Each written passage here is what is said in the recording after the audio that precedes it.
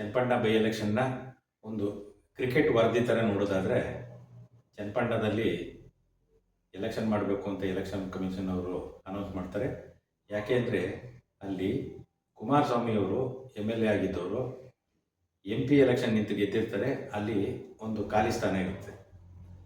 ಅವರು ಅನೌನ್ಸ್ ಮಾಡಿದಂಥ ಸಂದರ್ಭದಲ್ಲಿ ಅಲ್ಲಿ ಯಾರೂ ಸಹ, ಅಂದರೆ Congress, NDA, BJP, JDS ಸೇರುವಂಥ NDA ಬಿಟ್ಟು ಇನ್ಯಾರೂ ಸಹ ಬೇರೆ ಪಕ್ಷದವರು ತಮ್ಮ ಆಟಗಾರನ ಇಳಿಸೋಕ್ಕೆ ಬರಲ್ಲ. ಯಾವುದಪ್ಪ ಅಂದರೆ ಆಮ್ ಆದ್ಮಿ ಆಗಿರ್ಬೋದು, ತೃಣಮೂಲ ಕಾಂಗ್ರೆಸ್ ಆಗಿರ್ಬೋದು, ಇವ್ಯಾವೂ ಸಹ ಬರಲ್ಲ. ಯಾಕೆ ಅಂದರೆ ಅಲ್ಲಿ ಅವರು ಆಡಿರುವಂಥ ಪಿಚ್ಗಳಲ್ಲ. ಅಲ್ಲಿ ಹಾಕಿದ್ರೆ ನಾವು ಗ್ಯಾರಂಟಿ ಸೋಲ್ತೀವಿ, ಅಲ್ಲಿ ನಮ್ಮ ಕ್ಯಾಂಡಿಡೇಟು ಹಾಕಿದ್ರೆ ನಾವು ಇನಾಯಿ ಮಾರ್ಕ್ಸ್ ಸೋಲ್ತೀವಿ ಅಂದ್ಬಿಟ್ಟು ಅವ್ರು ಯಾರೂ ಹಾಕಲ್ಲ. ಈ ಕಾಂಗ್ರೆಸ್ ಅವರು ಈ ಹಿಂದೆ ಅಲ್ಲಿ ಆಡಿ ಇದ್ದಂಥ ಗಂಗಾಧರ್ ಅವರು ಒಳ್ಳೆ ಪರ್ಫಾರ್ಮೆನ್ಸ್ ತೋರಿಸಿರಲ್ಲ, ಒಳ್ಳೆ ಬ್ಯಾಟಿಂಗು ಅಥವಾ ಬೌಲಿಂಗ್ ಮಾಡಿರಲ್ಲ. ಅವ್ರೇನಿದ್ರು 3ನೇ ಸ್ಥಾನಕ್ಕೆ ಬರ್ತಾ ಇರ್ತಾರೆ. ಅವರಂಥ ಒಳ್ಳೆ ಪ್ಲೇಯರು ಅಲ್ಲ. ಈ ಕಾಂಗ್ರೆಸ್ ಅವರು ಯಾರನ್ನು ನಾವು ಕ್ಯಾಂಡಿಡೇಟ್ ಮಾಡಬೇಕು ಅಂತ ಯೋಚನೆ ಮಾಡಿದ ಸಂದರ್ಭದಲ್ಲಿ ಅವರು DK ಸುರೇಶ್ ಅವರನ್ನ ನಾವು ಕ್ಯಾಂಡಿಡೇಟ್ ಮಾಡುವ ಅಂತ ಒಂದು ಪ್ರಸ್ತಾವನೆ ಬರ್ತದೆ. ಆದರೆ DK ಸುರೇಶ್ ಅವರು ಮಂಜುನಾಥ್ ಅವ್ರ ಎದುರುಗಡೆ ಸೋತಿರ್ತಾರೆ MP ಎಲೆಕ್ಷನಲ್ಲಿ. ಬೈ ಚಾನ್ಸ್ ಏನಾದರೂ ಇಲ್ಲಿ ಚನ್ನಪಟ್ಟಣ ಎಲೆಕ್ಷನಲ್ಲೂ ಸಹ ಅವರು ಸೋತೋದ್ರೆ ಪಕ್ಷಕ್ಕೆ ಸ್ವಲ್ಪ ಹಿನ್ನಡೆ ಆಯ್ತದೆ. ಇಲ್ಲಿ ಬೇರೆ ಎಲ್ಲರೂ ಈ ಲೋಕಲ್ ಪ್ರಬಲ ಕ್ಯಾಂಡಿಡೇಟ್ನೇ ಹುಡುಕಬೇಕು ಅಂತ ಹುಡುಕ್ತಾ ಇರ್ತಾರೆ. ಈ NDAದಲ್ಲಿದ್ದಂಥ ಮೊದಲು BJPಯಲ್ಲಿದ್ದು ಅಲ್ಲಿ ಹಿಂದೆ ನಡೆದಂಥ MLA ಎಲೆಕ್ಷನಲ್ಲಿ ಒಳ್ಳೆ ಪರ್ಫಾರ್ಮೆನ್ಸ್ ತೋರಿಸಿದಂಥ CP ಯೋಗೇಶ್ವರ್ ಅವರು ಈಗ NDA ಮೈತ್ರಿಕೂಟದಲ್ಲಿದ್ದಂಥ ಈಗಿರ್ತಾರೆ. ಅವರು ಕ್ಯಾಂಡಿಡೇಟ್ ಆಗಬೇಕು ಅಂದ್ಕೊಂಡಿರ್ತಾರೆ. ಆ NDA ಕ್ಯಾಂಡಿಡೇಟು ಅಂದರೆ ಹೋದ ಸಲ MLA ಎಲೆಕ್ಷನಲ್ಲಿ ಕುಮಾರಸ್ವಾಮಿ ಅವರು ಗೆದ್ದಿರ್ತಾರೆ, ಅಂದರೆ JDSನಲ್ಲಿ. ಈ NDAಲಿದ್ದಂಥ BJPಯವರು ಕುಮಾರಸ್ವಾಮಿ ಅವ್ರಿಗೆ ಹೇಳ್ತಾರೆ, ಅಲ್ಲಿ ನೀವೇ ಯಾರು ಒಳ್ಳೆ ಕ್ಯಾಂಡಿಡೇಟ್ನ ಹಾಕಿ, ಯಾಕೆಂದರೆ ಅದು ನಿಮ್ಮ ಇದರ ಕ್ಷೇತ್ರ, ಹೋದ ಸಲ JDS ಗೆದ್ದಿತ್ತು, ಆದ್ದರಿಂದ ನೀವೇ ಯಾರು ಕ್ಯಾಂಡಿಡೇಟ್ ಹಾಕಿ ಅಂತಾರೆ. CP ಯೋಗೇಶ್ವರ್ ಅವರು ಕುಮಾರಸ್ವಾಮಿ ಅವರನ್ನ ಕೇಳ್ತಾರೆ, ನಾನು ಒಳ್ಳೆ ಪರ್ಫಾರ್ಮೆನ್ಸ್ ತೋರಿಸಿದ್ದೀನಿ ಹೋದ್ಸಲಿ, ನೀವು ಈ ಸಲ ನನ್ನನ್ನು ಕ್ಯಾಂಡಿಡೇಟ್ ಮಾಡಿದ್ರೆ ಇಲ್ಲಿ ಕಣಕ್ಕಿಳಿಸಿದ್ರೆ ನಾನು ಗ್ಯಾರಂಟಿ ನಿಮಗೆ ಗೆಲುವನ್ನು ತಂದು ಕೊಡ್ತೀನಿ ಅಂತ. ಕುಮಾರಸ್ವಾಮಿ ಅವರು ಎಲೆಕ್ಷನ್ ನಾಮಿನೇಷನ್ ಫೈಲ್ ಮಾಡುವ 3-4 ದಿವಸದವರೆಗೂ ಸಹ ನೋಡುವ ಅಂತ ಸ್ವಲ್ಪ ಮುಂದಕ್ಕೆ ಹಾಕ ಬರ್ತಾರೆ.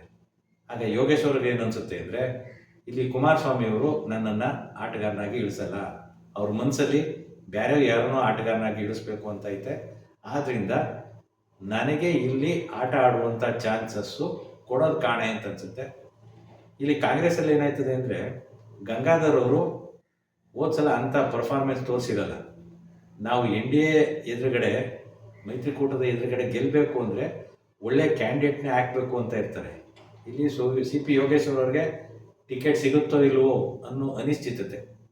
ಆಗ ಅವ್ರೇನು ಮಾಡ್ತಾರೆ, ಕಾಂಗ್ರೆಸ್ಗೆ ಹೋಗಬೇಕು ಅಂತ ಒಲವು ತೋರಿಸ್ತಾ ಇರ್ತಾರೆ. ಅದೇ ಸಂದರ್ಭದಲ್ಲಿ ಕಾಂಗ್ರೆಸ್ನಿಂದ ಸಹ ಆಹ್ವಾನ ಬರ್ತದೆ.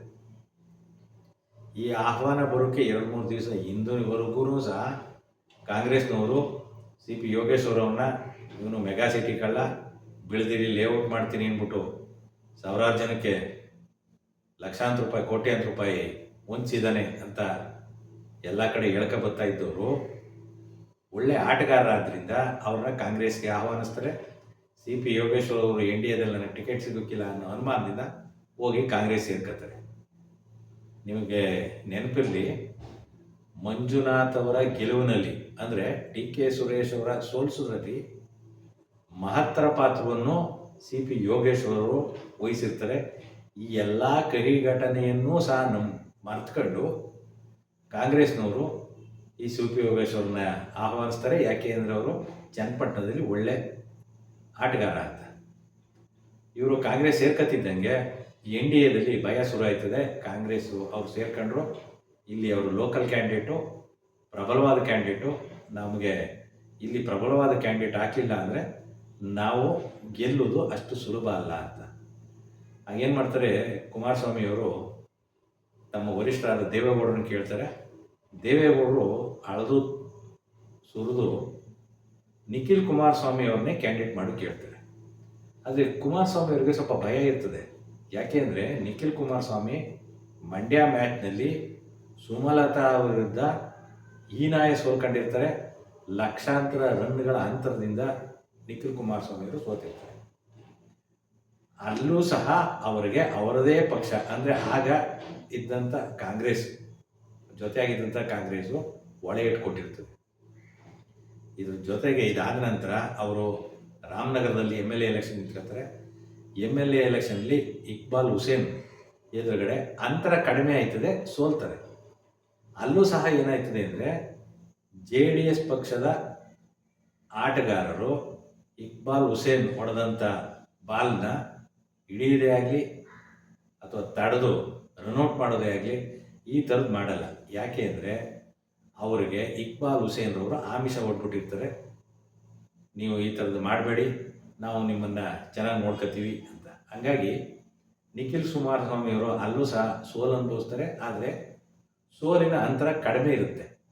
ಈ ಎರಡೂ ಕ್ಷೇತ್ರದಲ್ಲೂ ಸಹ ನಿಖಿಲ್ ಕುಮಾರಸ್ವಾಮಿಯವರ ಸೋಲಕ್ಕೆ ಅವರ ಪಕ್ಷದವರೇ ಕಾರಣ ಆಗಿರ್ತಾರೆ. ಆದ್ದರಿಂದ ನಾವು ನಮ್ಮ ಪಕ್ಷದವ್ರನ್ನ ಸ್ವಲ್ಪ ಬಿಗಿಯಾಗಿ ಇಟ್ಕೊಂಡ್ರೆ ನಾವು ಗೆಲುವು ನಿಶ್ಚಿತ ಅಂದ್ಬಿಟ್ಟು ದೇವೇಗೌಡರು ನಿಖಿಲ್ ಕುಮಾರಸ್ವಾಮಿಯವ್ರನ್ನ ಅನೌನ್ಸ್ ಮಾಡ್ತಾರೆ. ನಿಖಿಲ್ ಕುಮಾರಸ್ವಾಮಿಯವ್ರನ್ನ ಅನೌನ್ಸ್ ಮಾಡಿದಾಗ CP ಯೋಗೇಶ್ವರವ್ರನ್ನ ಕಾಂಗ್ರೆಸ್ ಅವರು ಅನೌನ್ಸ್ ಮಾಡಿದಾಗ ನಾವು 70% ಗೆದ್ದಂಗೆ 30% ಆಪೋಸಿಟ್ ಪಾರ್ಟಿ ನಮಗೆ 70% ವೋಟ್ ಬರ್ತದೆ ಅಂತ ಅಂದ್ಕೊಂಡಿರ್ತಾರೆ. ನಿಖಿಲ್ ಕುಮಾರಸ್ವಾಮಿ ಅವ್ರನ್ನ ಅನೌನ್ಸ್ ಮಾಡಿದ ನಂತರ ಅದು ವೋಟ್ ಶೇರಿಂಗ್ ಕಮ್ಮಿ ಆಯ್ತದೆ. ನಮಗೆ 60%, ಅವ್ರಿಗೆ 40%, ನಾವಂತೂ ಖಂಡಿತ ಗೆಲ್ತೀವಿ ಅಂತ ಅನ್ಕೋತಾರೆ. ಇದಾದಮೇಲೆ ನಾಮಿನೇಷನ್ ಫೈಲ್ ಮಾಡೋ ಸಂದರ್ಭದಲ್ಲಿ ಸಾವಿರಾರು ಜನ CP ಯೋಗೇಶ್ವರ್ ಮೊದಲೇ ನಾಮಿನೇಷನ್ ಫೈಲ್ ಮಾಡ್ತಾರೆ. ಸಾವಿರಾರು ಜನ ಹೋಗಿ ಅಲ್ಲಿ ನಾಮಿನೇಷನ್ ಫೈಲ್ ಮಾಡ್ತಂಥ ಸಂದರ್ಭದಲ್ಲಿ ಇರ್ತಾರೆ. ಅದು ಮಾರನೇ ದಿವಸ ನಿಖಿಲ್ ಕುಮಾರಸ್ವಾಮಿಯವರು ಹೋಗಿ ನಾಮಿನೇಷನ್ ಫೈಲ್ ಮಾಡ್ತಾರೆ. ಈ CP ಯೋಗೇಶ್ವರ್ ಅವರು ಫೈಲ್ ಮಾಡೋದಕ್ಕಿಂತ ಜಾಸ್ತಿ ನಿಖಿಲ್ ಕುಮಾರಸ್ವಾಮಿ ಫೈಲ್ ಮಾಡೋದು ದಿವಸ ಇರ್ತಾರೆ. ಆಗ ಅವ್ರಿಗನ್ಸುತ್ತೆ, ಓಹೋ ಮ್ಯಾಚ್ ಯಾಕೋ ಟಫ್ ಆಯ್ತಾ ಇದೆ, ನಾವು 60-40 ಇಲ್ಲ 50-50 ಇದ್ದೀವಿ, ನಾವು ಒಳ್ಳೆ ಪರ್ಫಾರ್ಮೆನ್ಸ್ ತೋರಿಸಲಿಲ್ಲ ಅಂದರೆ ನಮಗೆ ಸೋಲು ಖಂಡಿತ ಅಂತ. ಈಗ ಪ್ರಚಾರ ಶುರು ಆಯ್ತದೆ. ಈ ಪ್ರಚಾರದ ವೇಳೆ ಸ್ವಲ್ಪ ಮುಂಚೂಣಿಯಲ್ಲಿ ದಳದವರು ಮತ್ತು BJP ಲೀಡರ್ ಆದಂಥ SR ಬೊಮ್ಮಾಯಿಯವರು, ಯಡಿಯೂರಪ್ಪನವರು, ವಿಜೇಂದ್ರ ಅವರು, ಅಶೋಕ್ ಅವರು ಇವರೆಲ್ಲ ಬಂದು ಅಲ್ಲಿ ತಮ್ಮ ಉರಿಯಾಳುಗಳನ್ನ ಹುರಿದುಂಬಿಸ್ತಾರೆ. ಅದ್ರ ಜೊತೆಗೆ ಕುಮಾರಸ್ವಾಮಿಯವರು ಮತ್ತು ದೇವೇಗೌಡರು ಕೊನೆಯ ಕ್ಷಣದವರೆಗೂ ಕ್ಷೇತ್ರದಲ್ಲಿ ಠಿಕಾಣಿ ಉಟ್ಕೊಂಡು ಅವರ ಉರಿಯಾಳುಗಳನ್ನ, ಅವರ ಆಟಗಾರನ ಹುರಿದುಂಬಿಸ್ತಾರೆ. ಆದಷ್ಟು ನಮ್ಮ ಆಟಗಾರರು ಎದುರುಗಡೆ ಪಾರ್ಟಿಗೆ ಹೋಗಬಾರ್ದು, ಆ ಥರದ್ದು ಸ್ವಲ್ಪ ಹಿಡಿದಾಟ ಮಾಡ್ತಾರೆ. ಅವರೆಲ್ಲಿ ಮಂಡ್ಯ ಮತ್ತು ರಾಮನಗರದಲ್ಲಿ ಸೋಲಿನ ಕಹಿ ಉಣ್ಣಕ್ಕೆ ಅವರ ಆಟಗಾರರೇ ಕಾರಣರಾಗಿದ್ದು, ಅದನ್ನು ಸ್ವಲ್ಪ ಕಂಟ್ರೋಲ್ ಮಾಡ್ತಾರೆ. ಮತ್ತು ಇನ್ನು ಆಪೋಸಿಟ್ ಟೀಮಲ್ಲಿ CP ಯೋಗೇಶ್ವರ ಪರವಾಗಿ ಮುಖ್ಯಮಂತ್ರಿ ಸಿದ್ದರಾಮಯ್ಯನವರು, ಉಪಮುಖ್ಯಮಂತ್ರಿ DK ಶಿವಕುಮಾರ್ ಅವರು ಮತ್ತು ಸುರೇಶ್ ಅವರು, ಅದ್ರ ಜೊತೆಗೆ ಜಮೀರ್ ಅವರು ಪ್ರಬಲವಾಗಿ ಕ್ಯಾನ್ವಾಸ್ ಮಾಡ್ತಾರೆ. ಬಲ ಸಮನಾಗಿರುತ್ತೆ. ಈ JDSಗೆ ಒಂದು ಏನಾಗುತ್ತೆ ಅಂದರೆ, ಈ ಚನ್ನಪಟ್ಟಣಕ್ಕೆ ಹೊಂದಿಕೊಂಡಿರುವಂಥ ತಾಲೂಕುಗಳು ಮಾಗಡಿ, ನಾಗಮಂಗಲ, ಮದ್ದೂರು, ಮಳವಳ್ಳಿ, ಈ ಎಲ್ಲ ಕ್ಷೇತ್ರದ ಲೀಡರ್ಗಳು ಅಂದರೆ ಜಿಲ್ಲಾ ಪಂಚಾಯತ್, ತಾಲೂಕ್ ಪಂಚಾಯತಿ ಮಾಜಿ ಅಧ್ಯಕ್ಷರು, ಸದಸ್ಯರುಗಳು, ಜೊತೆಗೆ ನಂಟ್ರಿಸ್ಟ್ರು, ಅವ್ರ ನಂಟರಿಗೆ ಫೋನ್ ಮಾಡುವಂಥದ್ದು, ನಿಖಿಲ್ ಕುಮಾರಸ್ವಾಮಿ ಅವ್ರಿಗೆ ವೋಟ್ ಹಾಕಿ ಇದೊಂದು ಸಲ ಅಂತ ಅವರು ವಾಲಂಟ್ರಿಯಾಗಿ ಫೋನ್ ಮಾಡಿ ಹೇಳುವಂಥದ್ದು, ಈ ಥರದೆಲ್ಲ ಕ್ಯಾಂಪೇನ್ ನಡೆಯುತ್ತೆ. ಎಲೆಕ್ಷನ್ ಶುರು ಆಯ್ತದೆ. ನಿಖಿಲ್ ಕುಮಾರಸ್ವಾಮಿಯವರು ಒಂದೊಂದೇ ಬಾಲ್ನ ಹಾಕ್ತಾರೆ. ಲೈನಲ್ಲಿ ಲೆಂತನ್ನು ಭಾರಿ ಚೆನ್ನಾಗಿ ಹಾಕ್ತಾರೆ.